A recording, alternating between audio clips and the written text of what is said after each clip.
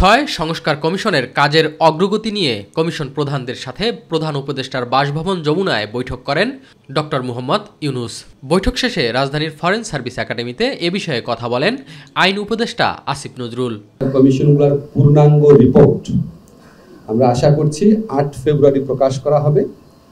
8 ফেব্রুয়ারি একই সাথে এই সংস্কার কমিশনের প্রধানরা মিলে আশু করণীয় কী আছে, সংস্কার কার্যের ক্ষেত্রে আশু করণীয় কী আছে, মধ্যমেয়াদে কী আছে, বা ভবিষ্যতে নির্বাচনের পরে যদি তারা কিছু করতে চায় সেটা কী আছে, সেটা 6টা কমিশন মিলে একটা সর্বসম্মত সুপারিশনামা পেশ করবেন। তিনি জানান, পূর্ণাঙ্গ রিপোর্ট প্রকাশের পর কমিশনের সুপারিশ নিয়ে রাজনৈতিক দলগুলোর সাথে আলোচনায় বসবে জাতীয় ঐক্যমত্য কমিশন। আমরা আশা করছি এই আলোচনা ফেব্রুয়ারির মধ্য থেকে যে শুরু হবে সেটা সম্ভব হলে রোজার মধ্যেও চালিয়ে নেওয়া হবে, রাজনৈতিক দলগুলো যদি রাজি থাকে, এবং যত দ্রুত সম্ভব আমাদের সংস্কারের ক্ষেত্রে করণীয় কি সেটা ঠিক করা হবে। এক প্রশ্নের জবাবে আইন উপদেষ্টা জানান, সংবিধান সংস্কার ও নির্বাচন কোন পদ্ধতিতে হবে সেটি ঠিক করবে রাজনৈতিক দলগুলো। সংবিধান নিয়ে বিভিন্ন পদ্ধতিতে ঐক্যমত করা সম্ভব।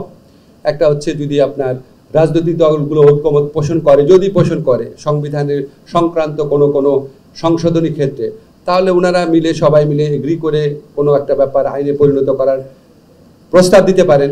সেটা আপনার পরে যখন সংবিধান সংশোধন করা হবে পোস্ট ভ্যালিডিটি দেওয়া যেতে পারে।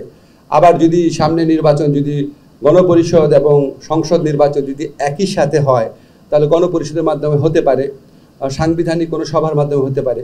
এইগুলি হচ্ছে জাস্ট আমার কথা বললাম যে বিভিন্ন পদ্ধতিতে করা যেতে পারে, কিন্তু কী পদ্ধতিতে করা হবে সেটা রাজনৈতিক দলের সাথে আলোচনার ভিত্তিতে ঠিক করা হবে। ফেব্রুয়ারির মাঝামাঝি সময়ে জাতীয় ঐক্যমত্য কমিশনের প্রথম সভা অনুষ্ঠিত হতে পারে বলে জানান আইন উপদেষ্টা। সভাপতিত্ব করবেন ঐক্যমত্য কমিশনের প্রধান ড. মুহম্মদ ইউনুস। এস এম আরিফ, মাই টিভি, ঢাকা।